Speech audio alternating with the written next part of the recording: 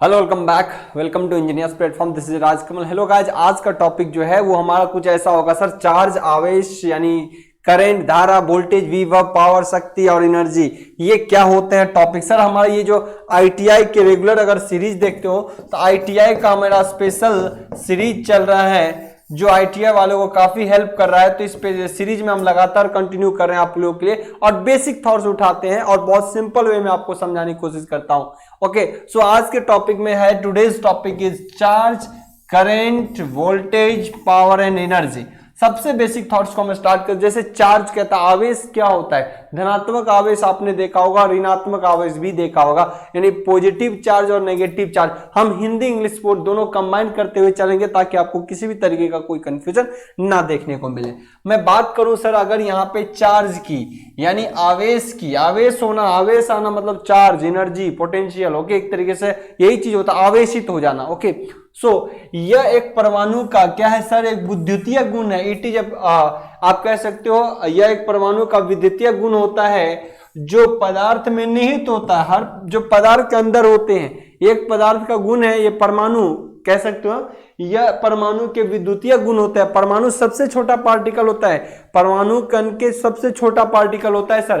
परमाणु से बड़ा कौन होता है? अणु होता है, क्योंकि पढ़ते हैं ना, अणु के छोटे छोटे कण को परमाणु कहते हैं। सो कई परमाणु मिलकर एक अणु का फॉर्मेशन करता है ना, कहते हैं कि यह एक परमाणु के विद्युतीय गुण होता है जो पदार्थ में निहित होता है। तथा ये जो निहित होते हैं चार्ज यानी आवेश, जिसको किससे मेजर जाता है सर? कूलम्ब से। कई बार आपसे पूछा जाता है चार्ज को किससे मापा जाता है सर? कूलम्ब से। चार्ज को किससे मापा जाता है? कूलम्ब से। ओके, कूलम्ब से, कूलम्ब से चार्ज को मापा जाता है। कूलम्ब से चार्ज को मापा जाता है। या कहता है पदार्थ का वह गुण, दूसरे तरीके से अगर डिफाइन करें तो पदार्थ का वह गुण जो चुंबकीय गुण या विद्युतीय गुण उत्पन्न करने में सक्षम होता है, चार्ज कहलाता है। ध्यान से समझिए, कहते हैं पदार्थ का वह गुण जो चुंबकीय तथा या आपका विद्युतीय गुण उत्पन्न करने के लिए क्या होता है, मतलब कि आप कह सकते हो उसकी प्रॉपर्टी होती है, वो कहलाता हमेशा चार्ज। यानी जो चुंबकीय गुण और विद्युतीय गुण उत्पन्न कर सकता है उसी को बोलते हैं अपन सर चार्ज। ओके, तो दूसरे तरीके से भी डिफाइन कर सकते हो। चार्ज को हमेशा कूलम में मापा जाता है तथा इसके जो प्रकार होते हैं दो तरीके से, धनात्मक और ऋणात्मक। इसको पॉजिटिव चार्ज बोलते हैं, इसको नेगेटिव चार्ज बोलते हैं। ओके, पॉजिटिव नेगेटिव चार्ज, इसे कूलम में मापा जाता है। अगर आपसे बोला जाए किसी पदार्थ की टोटल चार्ज कितना होता है, किसी पदार्थ की टोटल चार्ज कितना होता है, तो आप यहां पे कह सकते हो Q बराबर N इंटू ई होता है। ध्यान से समझिएगा, किसी पदार्थ में टोटल चार्ज कितना होगा ये उसको डिफाइन करता है। ये कहता है टोटल चार्ज मतलब कुल आवेश कितना होगा, कुल आवेश जो होता है किसके बराबर? N, number of electrons. Okay, और चार्ज ऑफ इलेक्ट्रॉन्स। N क्या है? इलेक्ट्रॉन्स की संख्या, इलेक्ट्रॉन्स की संख्या। ओके, मैं बता देता हूं इसको, गुना इलेक्ट्रॉन्स का चार्ज, इलेक्ट्रॉन्स चार्ज। ध्यान से समझिए, अब मैं इसको बारीकी से अच्छे समझा देता हूं। देखिए, कहता है किसी पदार्थ में कितना चार्ज है, इसको डिफाइन करेंगे तो कहता है एक इलेक्ट्रॉन्स पे कितना चार्ज होता है, ये पहले आप बताइए एक इलेक्ट्रॉन्स पे कितना चार्ज होता है। ओके, तो मान लो एक इलेक्ट्रॉन पे चार्ज जो होता है सर वो कितना होता है, आप लोग बताएंगे 1.6 cross 10 to the power minus 19 coulomb. Okay,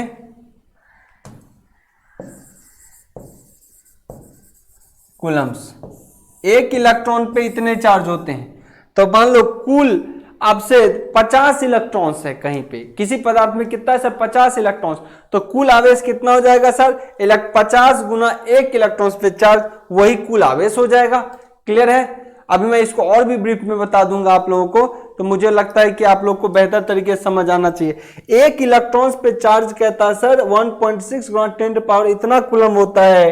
तो आपका बोलेगा किसी पदार्थ में कितने चार्ज होंगे। तो समझिएगा सर, मान लो मैं बात करता हूं यहां पे, ये कोई पदार्थ है सर, इसमें मैं कहता हूं टोटल कितने इलेक्ट्रॉन सर, 50 इलेक्ट्रॉन है। तो बताइए इसमें टोटल कितने चार्ज होंगे। तो टोटल चार्ज अगर मैं क्यों बोलूं तो n इंटू इलेक्ट्रॉन्स पे n इंटू ई, तो नंबर ऑफ इलेक्ट्रॉन्स कितने हो गए टोटल 50, और एक इलेक्ट्रॉन टोटल चार्ज कहते हैं, एक इलेक्ट्रॉन्स कितना सर, ये होता है 1.6 cross 10 to the power minus 19 coulomb. Okay, ये क्वेश्चन एक तरीके से बन गया आपका। तो यहां पे इतने कूलम हो गए, इतने क्या हो गए सर, कूलम, इतने क्या हो गए सर आपके कूलम हो गए। क्लियर। तो ये होता है, तो चार्ज की इकाई, चार्ज की इकाई यानी आप कह सकते हो चार्ज की इकाई जो होती है सर वो किस में होती है, कूलम में, कूलम में। क्लियर है, कूलम, कूलम में होती है। चार्ज की इकाई किस में होती है सर, कूलम में, याद रहे। और इसका मतलब Q की इकाई किस में होती है, कूलम में।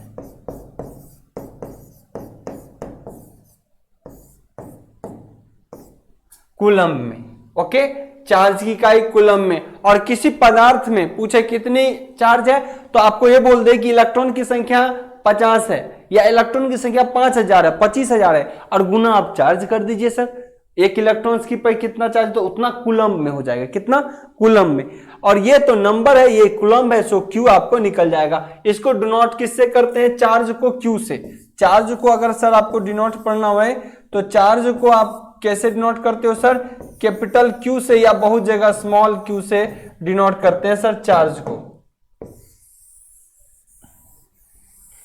अब यहां पे कुछ बात सर इंपॉर्टेंट है, यहां से कई क्वेश्चंस और देखने को मिलता है, उसको अपन देखते हैं। ओके, आइए, एक इलेक्ट्रॉन्स पे जो चार्ज होता है सर, एक इलेक्ट्रॉन्स पर जो चार्ज होता है, एक इलेक्ट्रॉन्स पर जो चार्ज होगा वो कितना होता है sir, 1.6 cross 10 to the power minus 19 coulomb. Okay, एक इलेक्ट्रॉन्स पे चार्ज अगर इतना कूलम होता है तो कोई आपसे पूछता है बताइए एक कूलम में कितना इलेक्ट्रॉन्स। ओके, ध्यान समझिए, अगर कहता है कि एक इलेक्ट्रॉन्स में इतना कूलम होता है तो एक कूलम में कितना इलेक्ट्रॉन्स। अब ध्यान से समझिए, अगर कहता है 1 सेंटीमीटर में 10 mm होते हैं, ध्यान से समझिए सर, 1 सेंटीमीटर जो कि इतना बड़ा अगर मान लीजिए होता है तो इसमें 10 mm होते हैं, कितने, 10 mm होते हैं, छोटा छोटा 10 टुकड़ा में होगा तो 10 mm होता है 1 सेंटीमीटर में। तो कोई पूछेगा कि 1 mm में बताइए कितना सेंटीमीटर हो जाएगा सर, तो हम कहेंगे क्या, चूंकि 1 सेंटीमीटर में 10 mm, तो 1 mm में तो 1/10 सेंटीमीटर होगा, 1 सेंटीमीटर का 10वां हिस्सा 1 mm होगा। बात तो ही मान आ गया ना, क्लियर है चीजें। मतलब आप इसको आसानी से समझ सकते हैं, अगर आपसे ऐसे ही पूछ दे कि एक इलेक्ट्रॉन्स पे इतना चार्ज, तो बताइए एक कूलम में कितना इलेक्ट्रॉन्स। तो मैं यहां पे क्या करूंगा सर, एक इलेक्ट्रॉन्स यहां भागा इसको कर दूंगा इधर 1.6 cross 10 to the power minus 19, तो ये कितना बताएगा सर, एक कूलम इधर बच जाएगा, इधर ये डिवाइड हो गया। 9, अगर इसी को आगे बढ़ाऊं कि एक कूलम कितना होगा, एक कूलम कितना होगा, तो आप कहोगे इसको डिवाइड कर दीजिए सर, ये होता है 6.24 cross 10 to the power 18 electrons. बहुत इंपॉर्टेंट क्वेश्चन सर, ये क्वेश्चंस आपके एग्जाम में पूछे जाते हैं, इनका बड़ा ख्याल रखना है कि एक कूलम में बताइए कितने इलेक्ट्रॉन्स होते हैं। आपसे एग्जाम में पूछता है बताइए एक कूलम में कितने इलेक्ट्रॉन्स होते हैं। ओके, आपसे बड़ा फ्रीक्वेंट पूछ देता है एग्जाम में कि एक कूलम में बताइए कि कितने इलेक्ट्रॉन्स होते हैं, तो 6.24 क्रॉस 10 टू पावर 18, ध्यान रखना यहां प्लस हो गए, बहुत इलेक्ट्रॉन्स की संख्या होती है। अगर एक कूलम बोले तो एक नहीं, 1000 नहीं, 10 लाख नहीं, करोड़ों अरबों यहां पे इलेक्ट्रॉन्स हो जाते हैं एक कूलम के अंदर। क्लियर, तो 2 कूलम 10 कूलम तो उतना गुना होता चला जाएगा, उतना इलेक्ट्रॉन्स। तो आई होप क्लियर होनी चाहिए चीजें। चार्ज आवेश की हमने चर्चा किया, चार्ज आवेश की चर्चा किया। टोटल चार्ज बोले तो अगर इलेक्ट्रॉन्स की संख्या जितना बोले ऊपर से एक इलेक्ट्रॉन्स का कितना चार्ज होता है गुना कर देंगे तो टोटल आवेश की संख्या हो जाएगी। या सिर्फ आवेश बोले तो एक इलेक्ट्रॉन्स पे कितना आवेश होता है वो बता दीजिए। या फिर आपसे बोले कुल आवेश तो इलेक्ट्रॉन्स की संख्या अगर 10 है और एक आवेश पे कितना चार्ज है उसकी बता दीजिए, तो बात बराबर हो जाएगी।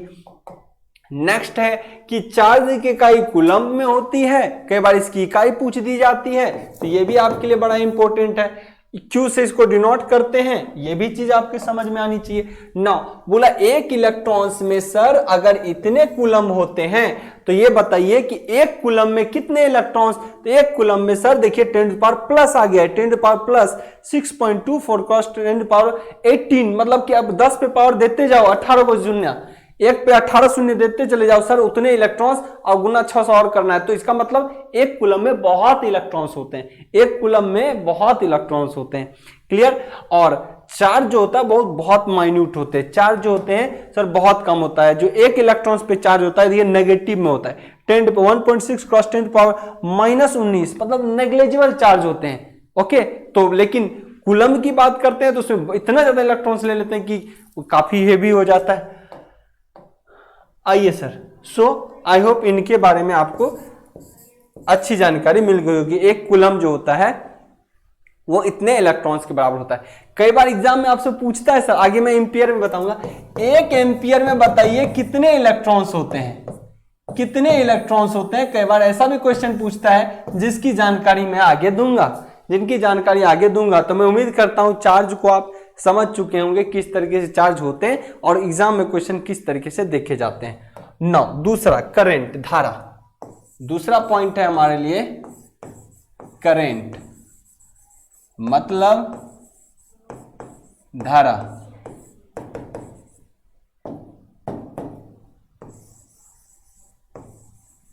ओके, क्या बोलते हैं सर धारा को? The flow of charge, the flow of electrons is current, है ना। धारा की, चार्ज की प्रवाह को, यानी आप कह सकते हो इलेक्ट्रॉन्स की प्रवाह को, इलेक्ट्रॉन्स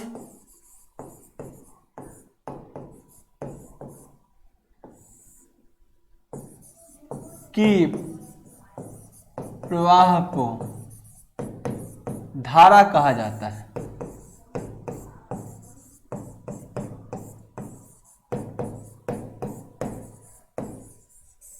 बहुत जगह आपको ये भी कहता है द फ्लो ऑफ चार्ज, तो चार्ज ही इलेक्ट्रॉन्स एक तरीके से नेगेटिव चार्ज की बात करता है। ओके, तो फ्लो ऑफ इलेक्ट्रॉन्स, धारा की जो प्रवाह होती है, अब इलेक्ट्रॉन्स की जो फ्लो होती है उसी को चार्ज कहा जाता है। ध्यान रखना एक चीज आप लोग ध्यान रखना, मैं कई बार आपसे एग्जाम में क्वेश्चन पूछे जाते छोटे छोटे एग्जाम में कि मान लो इलेक्ट्रॉन्स का डायरेक्शन कहीं पे ये है, इलेक्ट्रॉन्स का डायरेक्शन ये है। ओके, इलेक्ट्रॉन्स का direction of flow of electrons ऐसा है, तो करंट का डायरेक्शन क्या होगा?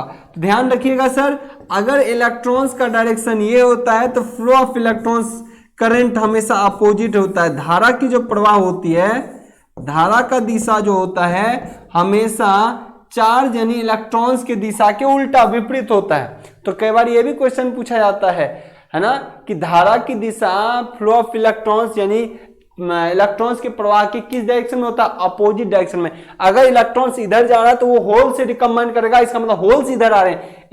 होल्स मतलब जो एब्जॉर्ब करता है, जो न्यूट्रलाइज करता है, होल्स का इधर आना मतलब करंट का इधर फ्लो होना। सो इलेक्ट्रॉन जिस दिशा में गुजरता है उसका करंट उसके विपरीत दिशा में फ्लो करता है। तो ये भी क्वेश्चन कई बार पूछा जाता है। नो, फ्लो ऑफ इलेक्ट्रॉन्स मतलब कि क्या कह रहा है कि इलेक्ट्रॉन्स की प्रवाह को, मतलब कि इलेक्ट्रॉन्स की प्रवाह को धारा कहा जाता है। तो यहां पे देखिए I बराबर क्या होता है, इलेक्ट्रॉन्स की प्रवाह, तो फ्लो ऑफ dq/dt, dq/dt समझिएगा, मैं बता रहा हूं करंट क्या होता है। बहुत सिंपल वे में अगर कई बार पूछा जाए तो I बराबर सीधे लिखते हैं q/t, चार्ज बटे समय। क्या होता है सर? चार्ज कितना है और प्रति यूनिट इकाई समय पर, प्रति इकाई समय पर बहा गया, टोटल बहे गए इलेक्ट्रॉन्स को ही क्या कहा जाता है सर? टाइम कहा, सर करंट कहा जाता है। यानी यहां पे Q क्या है? आवेश, और t क्या है सर? समय, और I क्या है सर? धारा। अब यहां क्या कहा गया? यहां कह रहा है कि एक change of time, particular time में कितना चार्ज गया उसको करंट कहते हैं। यानी dq मतलब चेंज इन टाइम,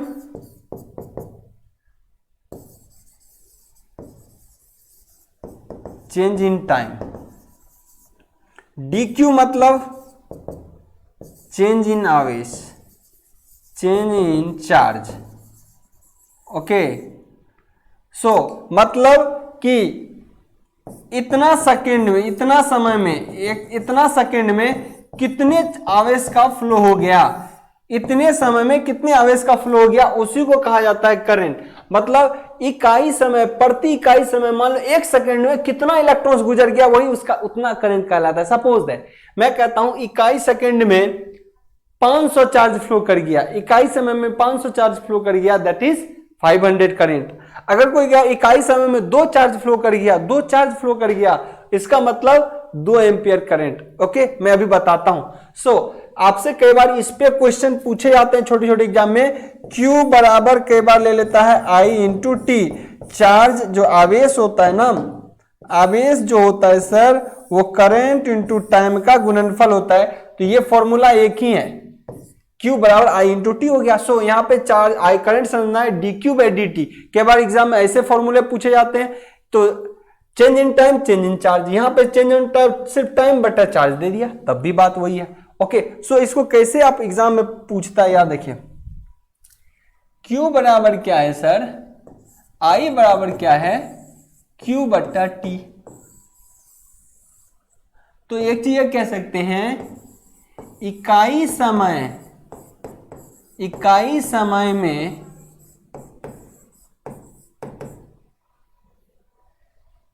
जितना चार्ज मतलब आवेश, इकाई समय में जितना आवेश प्रवाह करता है, धारा कहलाता है, करता है, उतना ही धारा कहलाता है। अब समझिए, अब समझिए सर एक बार। मतलब I बराबर अगर कोई बोल दे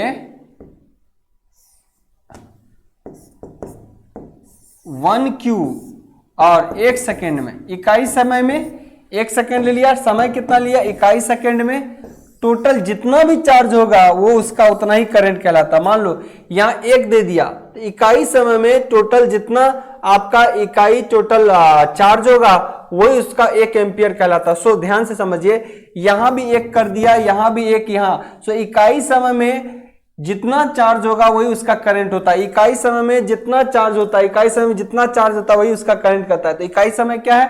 तो इकाई समय में जितना चार्ज, तो इकाई समय में तो 1 सेकेंड, कोई बात नहीं। और जितना चार्ज है, चार्ज के बारे में इलेक्ट्रॉन्स को साथ लिखिए सर।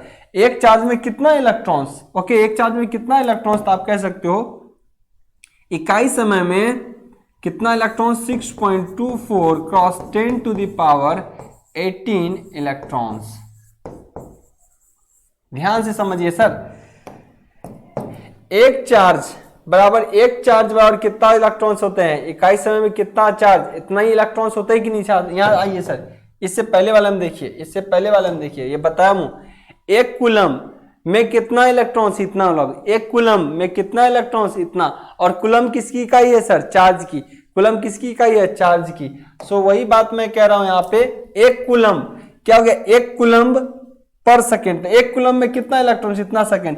तो एक सेकेंड, तो एक सेकेंड तो हट सकता है, अब कोई दिक्कत नहीं। सो 1 एम्पियर अगर आप बोलते हो, ध्यान से समझिए, 1 एम्पियर बोलते हैं, 1 एम्पियर करंट, आई क्या एम्पियर, वो कितने इलेक्ट्रॉन्स के बराबर होता है? 6.24 cos 10 to the power 18 electrons के बराबर होता है।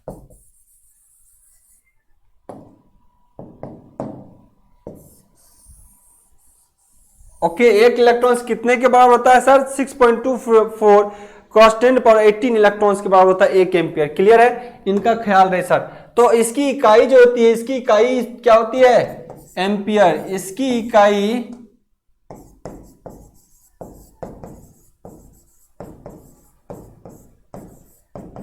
एम्पियर में होती है। इसकी इकाई किस में होती है सर, एम्पियर में। इसकी इकाई किस में होती है, एम्पियर में। ओके, तो 1 एम्पियर में 1 कूलम्ब चार्ज पर सेकेंड, मतलब इकाई समय में जितना चार्ज होता है या 1 कूलम्ब चार्ज को 1 एम्पियर कहा जाता है। तो आई होप 1 कूलम्ब चार्ज में इतना इलेक्ट्रॉन्स, तो कई बार ये पूछेगा सर 1 एम्पियर में बताइए कितना इलेक्ट्रॉन्स होंगे, तो 1 एम्पियर में सर इतना इलेक्ट्रॉन्स होगा। ये दिमाग में खोल कर बैठ जाइए सर, ये एग्जाम में डायरेक्ट पूछता है 1 एम्पियर में कितना इलेक्ट्रॉन्स, 6.24 कांस्टेंट पावर। तो कहीं 10 एम्पियर, तो सोचो कितना इलेक्ट्रॉन्स फ्लो कर रहा होगा इकाई समय में। मतलब 10 एम्पियर है, कहीं 10 एम्पियर है, मतलब कि इतना गुना 10 गुना और उस पर 10 गुना और इलेक्ट्रॉन्स, उसके जैसा 10 गुना और इलेक्ट्रॉन्स इकाई समय में फ्लो कर जाता है। मतलब बहुत कम टाइम में उतना इलेक्ट्रॉन्स फ्लो कर जाए तो 1 एम्पियर है। इसीलिए समझिए, देखिएगा यहां पे बात को समझिए। कोई कंडक्टर है, अगर कहता है 1 एम्पियर फ्लो करना है तो इकाई समय में इतना फ्लो करना पड़ेगा। मान लो 1 सेकेंड है, यहां से यहां 1 सेकेंड लग रहा है, तो 1 सेकेंड में ये इलेक्ट्रॉन्स बहुत ज्यादा संख्या है, इलेक्ट्रॉन्स की बहुत ज्यादा संख्या है। 1 सेकेंड में इतने इलेक्ट्रॉन्स अगर फ्लो कर जाए इस तार से, इस कंडक्टर से, तो वो क्या कहलाएगा, इतना इलेक्ट्रॉन्स फ्लो कर जाए तो 1 एम्पियर। लेकिन कहीं अगर 10 एम्पियर फ्लो करना पड़े तो 1 ही सेकेंड में इसका 10 गुना, आप समझिए 1 ही सेकंड में इसका 10 गुना अगर इलेक्ट्रॉन्स फ्लो करे तो उतना ही कंडक्टर से गुजर पाएगा क्या, नहीं, मोटा कंडक्टर चाहिए, क्योंकि समय उतना ही है। ऐसा नहीं कि लंबा से काम चला देंगे, अरे इधर नहीं बढ़ा, मोटाई नहीं बढ़ा तो लंबाई बढ़ा देंगे, उस पूरा भर जाएगा। अरे लंबाई बढ़ेगा तो आपके पास समय तो 1 ही सेकंड का है। सर अगर मान लियो 2 एम्पियर कोई करंट कहता है, 2 एम्पियर आपसे कोई करंट कहता है, तो इसका मतलब है तार की मोटाई बढ़ाइए सर। अगर 1 एम्पियर में इतनी मोटा तार से काम चल जाएगा तो 2 एम्पियर में इतना मोटा करिए, क्योंकि 1 ही सेकंड में डबल इलेक्ट्रॉन्स को गुजरना है। 10 एम्पियर मतलब इसका 10 गुना मोटा करिए सर। इसीलिए करंट जब बढ़ता है ना, धारा बढ़ता है तो तार की मोटाई बढ़ती चली जाती है, और जब धारा घटता है तो तार की पतलाई घटती चली जाती है। क्लियर। कहीं देखो पंखा या बल्ब के लिए पतला तार का उपयोग करते हैं, लेकिन पोल के खंभे से गुजरने वाला जहां पर करंट बहुत ज्यादा मात्रा में, तार की मोटाई बढ़ जाती है। या मेन तार आप जहां से खींचते हो मोटा तार यूज करते हो, क्योंकि इलेक्ट्रॉन्स आपको ज्यादा खींचना है पर सेकेंड, मतलब करंट ज्यादा खींचना है। क्लियर। अगर 2 एम्पियर की कोई बात करें तो इकाई सेकंड में 2 एम्पियर आपको गुजारना पड़ेगा ना। इकाई समय में 2, यानी समय की बात करें, समय 1 ही सेकंड है आपके पास, 1 सेकंड में आपको क्या करना पड़ेगा, 2 गुना इलेक्ट्रॉन्स, मतलब ये जो इतना इलेक्ट्रॉन 6.24 कांस्टेंट पावर इतना, इसका 2 गुना मतलब इतना ही और इलेक्ट्रॉन्स को गुजारना पड़ेगा। कंडक्टर की जो साइज होगी, साइज ऑफ कंडक्टर वो क्या करना पड़े सर, बढ़ाना पड़ेगा। इसलिए बढ़ा दिया आपने। अब मामला आइए सर, मामला है कि इसको क्या करना पड़ेगा, इसको सर फिल करना पड़ेगा कि इसमें इलेक्ट्रॉन्स अब ज्यादा आएगा। 1 ही सेकंड में आपको 2 गुना इलेक्ट्रॉन्स, उससे दूना इलेक्ट्रॉन्स को मूव कराना पड़ेगा 1 सेकंड में। और यहां पे 1 सेकंड में आधा, क्योंकि यहां पे इतना इलेक्ट्रॉन्स था, अब दूना करना है तो दूना लंबाई बढ़ाने से करेंगे तो समय बढ़ जाएगा। कंडक्टर की मोटाई बढ़ा देते हैं कि ज्यादा इलेक्ट्रॉन्स जाए। 1 सेकंड में इतना मोटे कंडक्टर से इलेक्ट्रॉन्स का फ्लो कर गया, तो 1 सेकंड में 1 एम्पियर के लिए इतना मोटे कंडक्टर से गुजरा, तो 2 एम्पियर गुजारना है 1 ही सेकंड में, तो इतना डबल एरिया रखिए, उससे पूरा इलेक्ट्रॉन्स मूव करेगा। ओके, यही मतलब होता है। इसीलिए जहां भी आपको पता है कंडक्टर करंट ज्यादा गुजरेगा, जहां से करंट ज्यादा गुजरेगा वहां पे तार मोटा रखा जाता है, जहां करंट कम गुजरता है वहां तार पतला रखा जाता है। आई होप आपको कॉन्सेप्ट क्लियर होगा। सपोज दैट मैं एक छोटा एग्जांपल दूं, देखिए ये ट्रांसफार्मर है ना, इसमें करंट जो है ना 0.5 या 0.2 एम्पियर ही करंट गुजरता है, इसलिए इसके तार कैसे होते हैं, बहुत पतले, है ना। यही कहो कि आप डिस्ट्रीब्यूशन ट्रांसफार्मर जो अपने गांव घरों में देखते हो, वैसा ट्रांसफार्मर की अगर कोई बात कर ले तो क्या इतना पतला तार जाएगा, नहीं सर, बहुत मोटा तार जाएगा, है ना। तो ऐसे कंडीशन में आपको क्या करना होता है सर, मोटा वायर का उपयोग करना पड़ता है, क्योंकि एक सेकेंड में जितना इलेक्ट्रॉन्स गुजर जाता है किसी कंडक्टर से, एक सेकेंड के अंतराल में जितना इलेक्ट्रॉन्स गुजरता है उतनी कंडक्टर में, वो एक इलेक्ट्रॉन 1 एम्पियर है। तो 2 सेकेंड, अगर एक ही सेकेंड में फिर 2 एम्पियर हुआ तो उसका दूना इलेक्ट्रॉन्स हो जाएगा, इतना इलेक्ट्रॉन्स का दूना हो जाएगा, तो एरिया ज्यादा चाहिए, इसलिए मोटाई ज्यादा होती है, इसीलिए मोटाई ज्यादा होती है। एक छोटी सी चर्चा यहां कर लूं, एक छोटी सी चर्चा कर लूं। मैं अगर दिखाऊं सर आपको कंडक्टर का हाल, कंडक्टर का हाल, आपको कंडक्टर का हाल, वेट अगर ट्रांसफार्मर हो जाता सर तो मैं दिखाता, जैसे कि ये देखिए, ये ट्रांसफार्मर होगा सर, ये ट्रांसफार्मर है, ये ट्रांसफार्मर है, इसमें गुजरने वाले करंट का रेटिंग सर बहुत कम होता है, लेकिन इससे गुजरने वाला करंट का रेटिंग सर, इसमें जो ये ट्रांसफार्मर होगा इसमें गुजरने वाले करंट का रेटिंग बहुत हाइयर होगा। तो ऐसे कंडीशन में इसमें जाने वाला तार की मोटाई बहुत मोटा होगा, क्योंकि एक ही सेकंड में बहुत ज्यादा मात्रा इलेक्ट्रॉन्स की जाएगी, तब उतना करंट कहलाएगा। क्लियर है? तो इस तरीके से चीजों को आपको समझना पड़ेगा। या फिर देखो ऊपर से गुजर रहा है तार, कितना मोटा है, क्योंकि बहुत ज्यादा करंट गुजरेगा। ओके, तो समझना है एक ही सेकंड में किसी कंडक्टर से जितना ज्यादा इलेक्ट्रॉन्स फ्लो करेगा उतना एम्पियर ज्यादा होगा, चार्ज जितना ज्यादा होगा उतना ही करंट बढ़ेगा, अगर समय को कांस्टेंट रख दिया जाए। एक छोटी सी डिफाइन मैं कर दूं यहाँ पे एक चीज को डिफाइन कर दूं मैं, और देखिए अगर समय को कांस्टेंट कर दूं सर, समय को नियत कर दूं, कांस्टेंट मतलब नियत, ओके, समय को मैं अगर नियत कर दूं, सॉरी,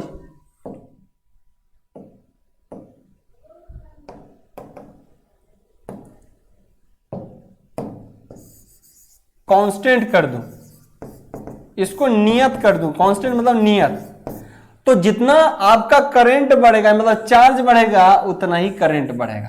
अगर इसको क्या करो, कांस्टेंट कर दूं, मतलब वही है ना। तो इकाई समय सबके लिए फिक्स कर दो, तो करंट बढ़ा इसका मतलब चार्ज बढ़ा होगा, चार्ज को डबल होना पड़ेगा, चार्ज को ट्रिपल होना, 10 एम्पियर मतलब 10 टाइम्स ऑफ दैट इलेक्ट्रॉन्स, जितना 10⁻18 इलेक्ट्रॉन्स था ना 6.2 फट के साथ गुना में, उतना को 10 बार रखिए किसी कंडक्टर में, उतना एम्पियर कहलाएगा, तब जब इलेक्ट्रॉन्स भी उतना गुना उतना ही कम टाइम में हो जाएगा। तो मैं उम्मीद करता हूं आज के सेशन में सर एक छोटा सा टाइम तो हमने कंज्यूम कर ही लिया, तो हम आगे वोल्टेज, एनर्जी और उसके बारे में भी डिस्कस करेंगे, पर मैं उम्मीद करता हूं चार्ज और करंट को आपने अच्छे तरीके से समझ लिया होगा, और यही क्वेश्चन सब आपके एग्जाम में देखने को मिलता है। अपकमिंग क्लास को हम जल्दी रेगुलर करने वाले हैं। Best of luck.